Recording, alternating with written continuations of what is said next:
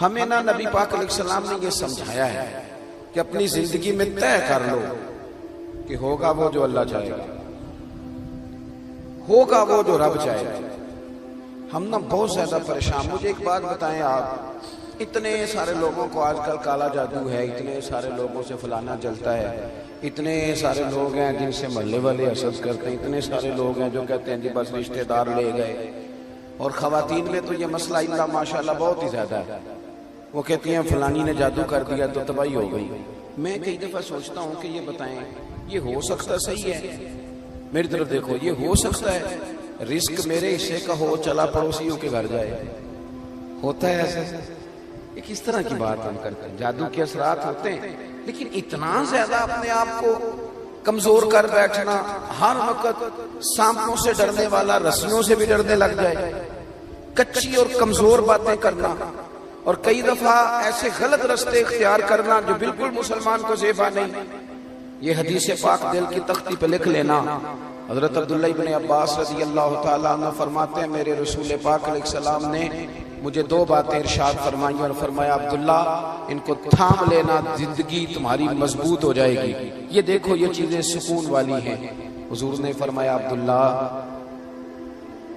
ساری دنیا مل کے، اس سے مراد دنیا سے مراد دنیا دار ہے، اللہ والے نہیں، فرمایا ساری دنیا مل کے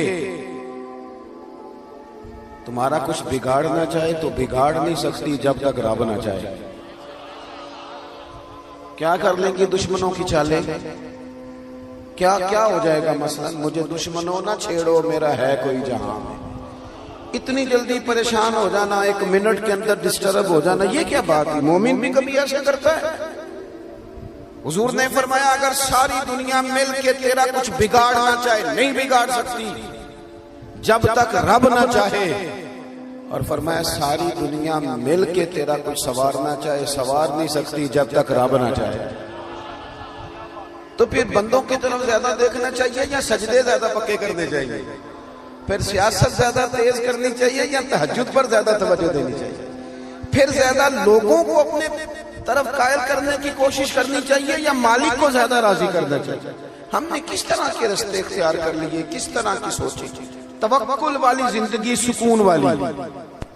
توکل والی زندگی سکون والی۔ بے صبری بے سکونی کو کہتے ہیں، گھبرا جانا، پریشان ہو جانا،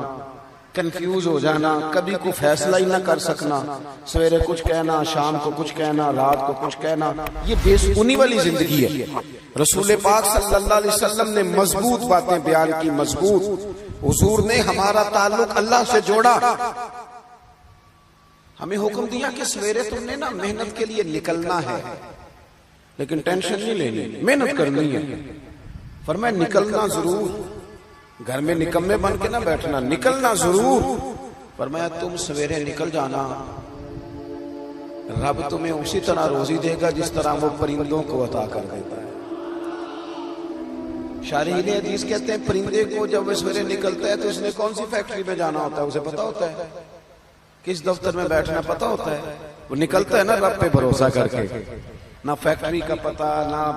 کاروبار کا پتا، نہ دفتر کا پتا، نہ ملازمت کا پتا، نکلا تو ہے نا۔ اٹھ باندھ کمر کیوں ڈرتا ہے، پھر دیکھ خدا کیا کرتا ہے۔ اقبال اپنے بیٹے سے کہنے لگے دیار عشق میں اپنا مقام پیدا کر، تو نیا زمانہ نئے صبح و شام پیدا کر، رویا نہ کر، تڑپا نہ کر، ادھار نہ پکڑا کر، امیروں کی طرف دیکھ کے منہ نہ تیرے میں پانی نہ آئے، بڑی گاڑیاں دیکھ کے للچایا نہ کر۔ اقبال کہنے لگے میرا طریق امیری نہیں فقیری ہے، خود ہی نہ بیچ غریبی میں نام پیدا کر، خود ہی نہ بیچ غریبی میں نام پیدا کر۔ اپنی زندگی اللہ سے جوڑے اور رب کا نام لے کے آپ میدانوں میں نکلے۔ اس سے بڑا بھی کوئی طاقتور ہوگا جس کا مددگار اللہ ہو، جس کے مددگار رسول پاک ہو، اس سے بڑا بھی کوئی طاقتور ہوگا۔ ہم کچی کمزور باتیں کرتے ہیں۔ مجھے ایک بابا جی ملے کچھ عرصہ پہلے، تو مزہ آ گیا ان کی بات کا۔ ان سے میں نے کہا کہ ماشاءاللہ آپ کے 4-5 بچے ہیں۔ وہ بعض بزرگوں کو میں نے دیکھا ہے وہ پریشان ہو جاتے ہیں، بچہ بات نہیں مانتا، میں تو روگی ہو گیا ہوں، دکھی، رو پڑتے ہیں بات سناتے ہیں۔ ایک بزرگ مجھے ملے دیسی سے سادے سے، میں کہا بابا جی خیر ہے بال بچے دی سناؤ کچھ تابے داری کرتے نے میرے علاقے کے تھے پرانے جاننے والے اور موٹی سی بات کی کہنے لگے پترا میں نہ کدی بندیاں دی ٹینشن نہیں لئی تابے داری کرن گے تے اللہ اجر دے گا نہ کرن گے تو جو ساڑے نال کرن گے او تو بعد پالن گے اتنا الجھنے کی کیا ضرورت ہے اتنا زیادہ پریشان ہو جانا وہ بعض خواتین ہیں وہ کہتی ہیں جی خامد نہیں سنتا تو میں نے کہا خامد کے ذمہ آپ کے حقوق ہیں آپ توجہ کریں لیکن اتنا زیادہ ڈیپینڈ نہیں آپ کو سب سے زیادہ توجہ رب رسول پہ کرنی ہے پڑوسیوں پہ رشتہ داروں پہ تعلق والوں پہ شاگردوں مریدوں پہ فلانے پہ نہ بھروسہ اللہ رسول کی ذات پہ یہ چیز آپ کو سکون دے گی دوسری بات آپ حضرات کی خدمت میں عرض کرنی ہے نا امیدی بے سکونی پیدا کرتی ہے نا امیدی اور جن لوگوں کا رب کی رحمت پر پورا بھروسہ ہونا وہ بے سکون نہیں ہوتے قرآن مجید میں آیت ہے نا الا بذکر اللہ تطمئن القلوب خبردار ہو جاؤ اللہ کی یاد میں دلوں کا سکون ہے تو حضرت صدر الفاضل رحمۃ اللہ علیہ صاحب تفسیر خزائن العرفان فرماتے ہیں اس کا معنی کیا ہے فرماتے ہیں اس کا معنی یہ ہے کہ ہر وقت اپنے رب کی رحمت کی یاد میں رہو ہر وقت یہ کچی باتیں کرنا وہ کہنا جناب اتنا عرصہ ہو گیا ہے کام ہی نہیں چلتا یہ چیز آپ کو ڈسٹرب کرے گی آپ پریشان ہو جائیں گے اور میں حضرت صاحب جس کام کو ہاتھ لگاتا ہوں پیچھے ہی جاتا ہوں تو یہ چیز آپ کو کمزور کر دے گی بے چین کر دے گی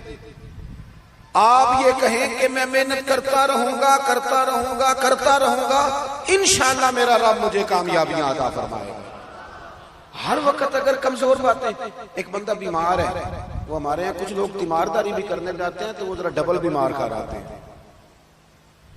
ایک تو وہ جاتے ہی سب سے پہلے کہتے ہیں اوہو تسی تو بڑے کمزور ہو گئے چلے وہ بیچارہ پہلے بیمار تھا اور حال خراب کر دیا